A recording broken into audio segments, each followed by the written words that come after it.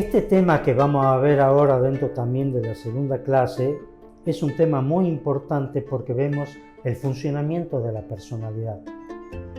Todas las personas tienen autoconciencia, tienen capacidad de introspección, tienen un proceso de individuación que es un proceso de crecimiento y tienen niveles de funcionamiento, sea en las áreas emocionales, sea en las áreas espirituales, sea en las áreas profesionales y en el registro del otro. Son diferentes aspectos de nuestra personalidad y cada uno de nosotros crece en forma dispar en cada una de estas cuestiones. De esto trataremos en esta clase. El primer tema sería ver el tema de lo que ya podríamos llamar persona. En verdad hay muchísimas definiciones de persona. Simplemente yo acá me voy a referir a esa dicotomía que se produce entre una misteriosa posición del sí mismo y en ese sentido nosotros decimos que la persona es incomunicable porque es un misterio en sí misma. Pero por otro lado, el ser humano tiene una gran capacidad de comunicabilidad, lo cual lo hace un ser dialógico, no solo en persona que reflexiona con su pensamiento y tiene un lenguaje para expresarse, sino que tiene un lenguaje para hacer una comunicación única que es la intrapersonal. Es decir, no es solo recibir un mensaje y transmitir un mensaje, sino en ser uno con el otro a través de la comunicación intrapersonal. Y eso se hace una comunión de personas, porque hacemos de eso una relación empática. Y de esa manera podemos decir que somos uno con el otro. El otro elemento que es misterioso también es la capacidad de intimidad. El ser humano tiene una capacidad de intimidad no solo con otra persona, sino una intimidad consigo mismo. Esa intimidad consigo misma puede ser reflexiva, que es la capacidad de atención introspectiva, emocional y espiritual, pero al mismo tiempo intimidad con un otro, que solamente la tenemos con determinados seres, nuestros hermanos, nuestra madre, nuestros padres, nuestros hermanos católicos y con el necesitado. Ese nivel de intimidad es dado, pues no es nuestro, es una capacidad de amar más allá de nosotros mismos. Y eso solo es posible porque el Señor nos lo legó. Esa capacidad de intimar a tal punto donde nosotros podemos pasar a un segundo plano amando a otra persona. Además tenemos otra característica, la capacidad de recogimiento. Esa capacidad de recogimiento que es autoconciencia a su vez, nos permite hacer una introspección emocional para corregir nuestros defectos, una introspección emocional para crecer en nuestro carácter, una introspección emocional para acercarnos a Dios y por sobre todo la cosa, un recogimiento que lleva a una contemplación en la búsqueda de ese ser que nos dio vida, del cual sentimos una gran carencia espiritual de acercarnos a Él en todo momento. La otra característica que tiene la persona es que puede usar la inteligencia y el amor que describíamos recién para acercarse de un modo íntimo y fraterno a aquel que no conoce y también al conocimiento de Dios.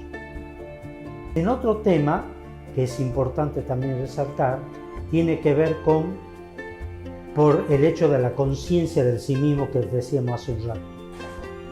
La conciencia del sí mismo es una capacidad que decíamos hace rato, la capacidad de introspección, pero al mismo tiempo autorreflexiva.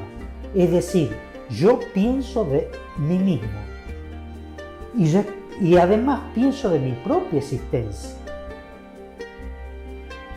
Cómo mi existencia se va intercalando con la existencia de los seres que son allegados a mí y con los cuales con los que todos los días convivo. Eso me hace que yo tenga que mirar no solo mis emociones, sino mis sentimientos. Esas emociones, cómo se modifican con cada persona, transformándose en sentimientos. Y cómo esos sentimientos me cambian mi estado anímico. Y cómo los estados anímicos de las personas se contagian y me contagian a mí. Y cómo mis estados anímicos se transforman en sentimientos que contagian a las otras personas.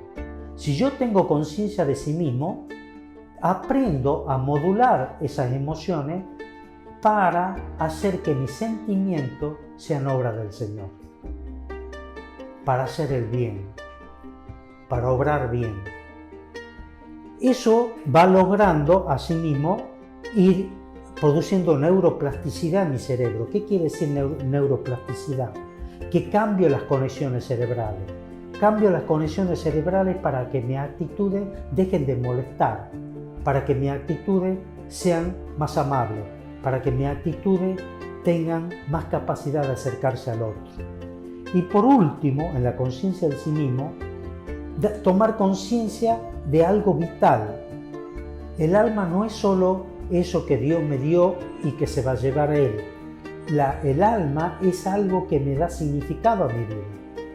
El alma está viva. Mi alma está viva y es la que me hace desear y tener contacto con Dios. Y esa esencia vital de querer vivir y llevar lo bueno a los demás es trascendente al ser humano. Por eso es que decimos que eso que es trascendente al ser humano se denomina alma. Por otro lado, también tenemos que, al ir conociéndonos, tenemos que sí reconocer los valores. Siempre se pensó que los valores eran una enseñanza, un aprendizaje social, que los valores eran un aprendizaje moral, que la cultura iban enseñando lo que estaba bien y lo que estaba mal. Las neurociencias han demostrado que no. Nacemos con los circuitos de moralidad. Nacemos con los circuitos de moralidad y lo único que hacemos es ir aprendiendo a acrecentarlos. La moral y los valores están insertos en el ser que nace. El hombre nació para hacer el bien y para aprender a comportarse bien. Lo que nosotros hacemos es acrecentar esas redes. Esos lugares a donde están las redes de los valores y la moral están en lo que los biólogos llaman cerebro reptiliano. Está en la base más profunda del cerebro. Sin embargo, el ser humano tiene la parte más profunda de su ser, que es la espiritualidad y los valores insertados en el cerebro reptiliano. ¿Qué nos demuestra eso? Nos demuestra que justamente los seres humanos vamos perdiendo capacidad de memoria, es cierto, pero lo que no vamos a perder nunca es la capacidad de conectarnos con nuestra espiritualidad y con los valores, los cuales son los que nos dan capacidad de autoconciencia, ser honestos con nosotros mismos, aprender el valor de la humildad, de la franqueza y la capacidad de escucha. Son valores, están en lo más profundo del sí mismo. La introspección. La introspección, que es la capacidad autorreflexiva, pero al mismo tiempo con la conciencia de sí mismo, tiene dos pilares fundamentales. Una introspección que es emocional, que es para mirar mis emociones y preguntarme a mí mismo cómo esas emociones están interactuando con las personas con las cuales día a día interactúo y cómo están interactuando con mi sí mismo interior. De ahí me surgen siempre cuestionamientos, el uso que le doy a mis emociones. A partir de ahí me surgen los sentimientos.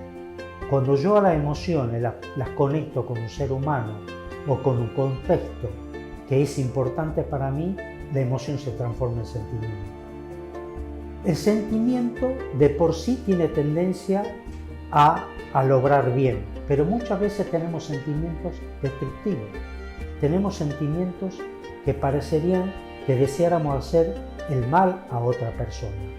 Y automáticamente estos sentimientos nos hacen daño y tratamos de salirnos de ellos. Esta capacidad de cambiar estos sentimientos por sentimientos buenos es lo que llamamos autoconciencia, y es gracias a esta introspección. Así como tenemos introspección emocional, tenemos introspección espiritual, que puede ser contemplativa, también puede ser a través de la memoria visual.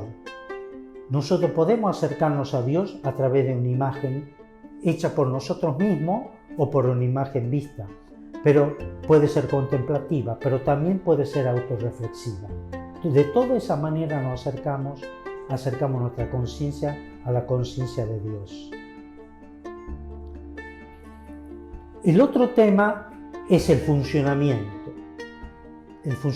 del sí mismo, el funcionamiento de la personalidad. Cuando tenemos que ver el funcionamiento de la personalidad, tenemos que evaluar autodirección e identidad.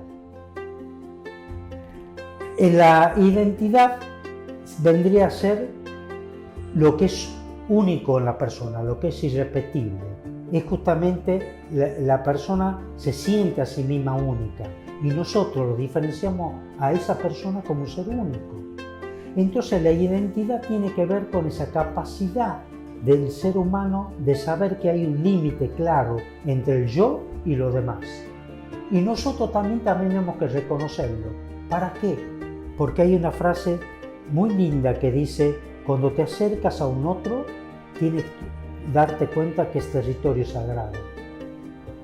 Tienes que descansarte porque estás entrando en un corazón de alguien que es sagrado, porque es hijo de Dios. Esa capacidad de saber que su identidad es única también lo perciben los sentidos. Por ejemplo, cuando nos acercamos a una persona y nos acercamos más de 30 centímetros, esa persona automáticamente se corre del lado nuestro, salvo que tengamos una gran intimidad con ella. ¿Por qué se corre? Porque es un espacio, es una continuación del yo. Hay 30 centímetros alrededor que son míos y que cualquier invasión la veo como una invasión a mí sí mismo. Retrocedo.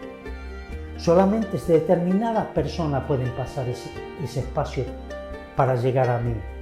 Lo mismo es con el tema de la persona que nos acercamos y ponemos la mano en el hombro. No podemos poner la mano en un hombro porque deseamos tocar a alguien. Solamente podemos poner la mano en un hombro si esa persona nos permite con su actitud que yo pueda poner la mano en esa persona. Eso tiene que ver con identidad. Y lo mismo tiene que ver con la capacidad de autoevaluación. La autoevaluación es la capacidad que tiene la persona justamente para estar continuamente modificando sus estrategias de comunicarse, de acercarse o de tomar distancia. Y a eso lo llamamos autodominio y autocontrol. El otro tema, además de la identidad que tenemos que tener en cuenta en las personas, es la autodirección. ¿Qué es la autodirección? La autodirección es el sentido de vida. Toda persona tiene que tener un significado. Toda su vida tiene que tener un significado. Es imposible hablar de autodirección y sentido de vida sin espiritualidad. Muchas personas dicen, yo vivo en función de mis hijos. Y uno lo acepta, por lo menos en el consultorio, cuando muchas personas dicen, quiero recuperarme por mis hijos, de mi adicción. Pero en verdad sabemos que no es así. Sabemos que si ese es el soporte para salir, por ejemplo, de una adicción, es un soporte pobre. El amor a una madre para salir de una adicción es un soporte pobre. Porque todos los soportes emocionales pueden tener una finitud. Y nosotros necesitamos algo que sea infinito. Y lo único que es infinito es el amor de Dios. La única forma de que podamos aferrarnos a algo y sea algo que nos sostiene en todo momento es la espiritualidad. Porque es algo que tenemos un eje interno nuestro que no importa qué vivamos, ni qué nos pase, ni qué nos hagan, nadie puede dañar esa parte que tiene el ser humano. Porque esa parte del ser humano le pertenece al Señor. Nada, absolutamente nada de lo que me pase puede tocar esa parte. Entonces, cuando tenemos que caminar al lado de los chicos, tenemos que decir, autodirección es sentido de vida. Sentido de vida es espiritualidad. Persecución de objetivos, sí. Metas, sí, pero significantes. Lo cual quiere decir en comunidad, con un otro, constructiva, social, capacidad de actuar bien y tomar decisiones de lograr bien. Entonces, en la autodirección es fundamental encontrar una formación espiritual acorde a esa identidad. Y ahí el desafío. ¿Cómo puedo hacer, teniendo en cuenta los perfiles de vulnerabilidad, el hecho de que cada ser es único y irrepetible? ¿Y cómo me hago para acomodarme, yo como guía espiritual y formador espiritual, en ese ser único e irrepetible, para que pueda hacer una búsqueda de Dios y un camino de misericordia dentro de lo que son sus metas y sus normas de comportamiento, para llegar de esa manera a obrar bien, buscándolo siempre un encuentro con el Señor. El otro elemento que vamos a analizar en el funcionamiento de la personalidad es la individuación. Es decir, es como un individuo se va tomando un camino que lo va haciendo único y irrepetible, pero al mismo tiempo con este aprendizaje continuo en todas las áreas de su vida, en su introspección, en su automoderación, en su autogestión, pero al mismo tiempo en un registro del otro y en esa capacidad de ir creciendo espiritualmente. Cada una de estas áreas van a crecer en forma diferente en cada persona. Hay personas que crecen mejor en la parte emocional que otros y hay otros que tienen una gran capacidad en su manejo de lo que llamaríamos funciones cognitivas y gran capacidad de ser grandes profesionales en la vida, pero no crecen muy bien en sus relaciones interpersonales y tienen tendencia a producir divorcios o separaciones, o madres que no saben llevarse bien con sus hijos.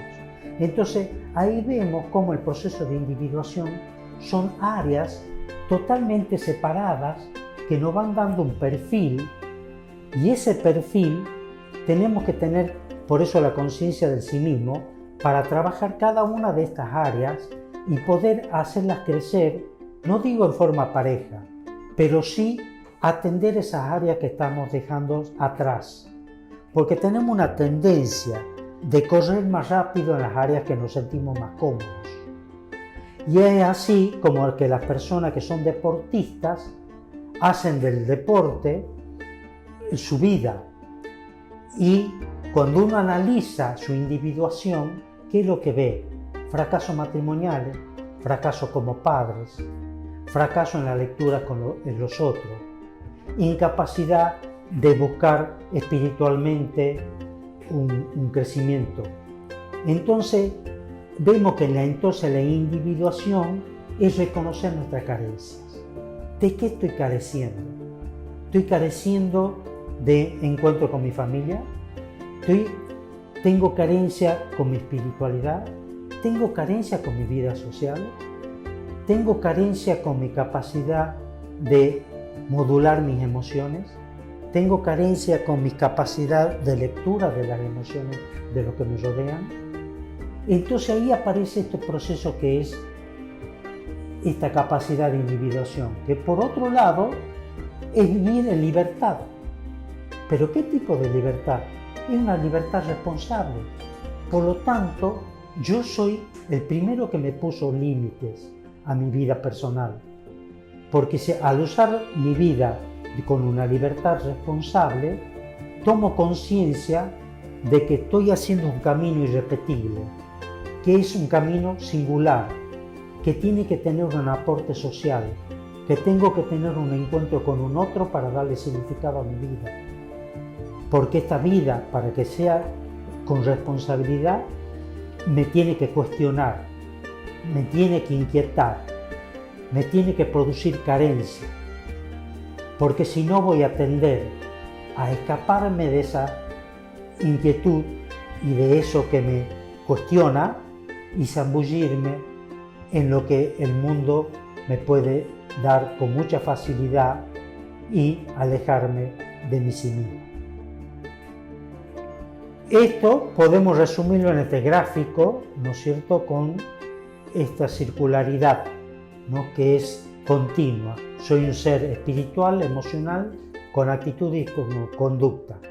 Y a través de este círculo, de este gráfico, voy creciendo en todas estas áreas que hemos mencionado anteriormente.